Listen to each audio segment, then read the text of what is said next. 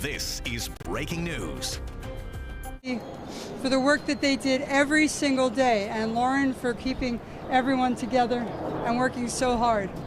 This was a real team effort, not only between our office, but with the PBA and with the New York City Police Department, and everyone who came every single day to show support for a wife and a son who will no longer have their father, for a mother who will no longer have his son, will never be able to watch them grow up, and whose family needs the support of every single New Yorker today. So I want to thank the entire team. I'd also like to thank the jurors in this case. There was not a conviction of first-degree murder, but at the end of the day, 115 years to life in jail means that there is justice for the Diller family. Thank you very much.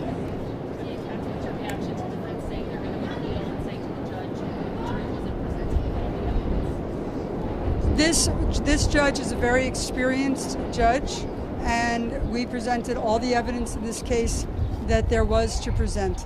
The facts of the case speak for themselves. Jonathan Diller woke up in the morning and made several choices for his life. He chose to be there with his wife and his son. He chose to put the uniform on. He chose to go out and make sure that there were no guns on the street that he could prevent. Those are the choices he made. Guy Rivera woke up and made very different choices. And those choices ended up with a police officer who was killed and another police officer who almost was killed in an attempted murder, and also the two weapons that he was carrying that day. These are all choices that were made. This was all presented to the jury, and the jury came down with a verdict. And we thank the jury for their service.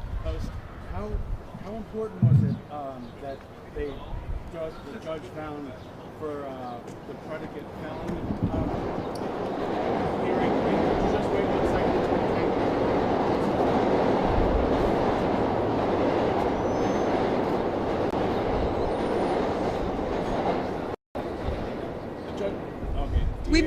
We made a motion, and the judge agreed that Guy Rivera be sentenced as a discretionary felon.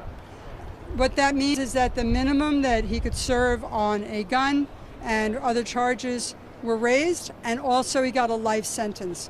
He was convicted in 2011 and 2016. In 2016, he spent 6 years in jail or in prison.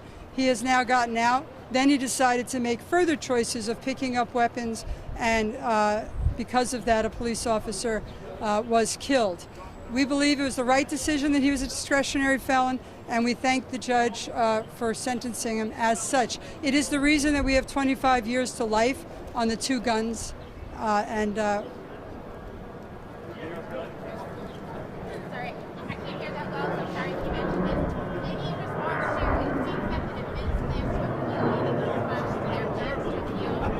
we stand ready to defend the conviction, and we stand ready to defend the sentencing.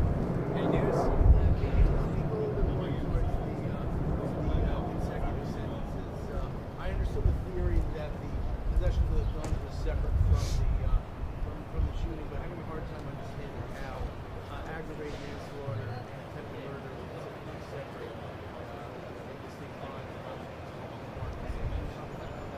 Sure.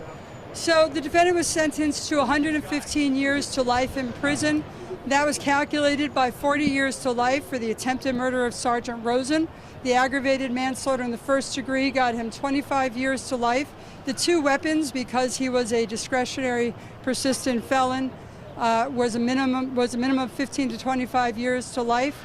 The judge determined 25 years to life for all of them. And he was given those sentences consecutively, not concurrently, which means that once he finishes one, he will start another.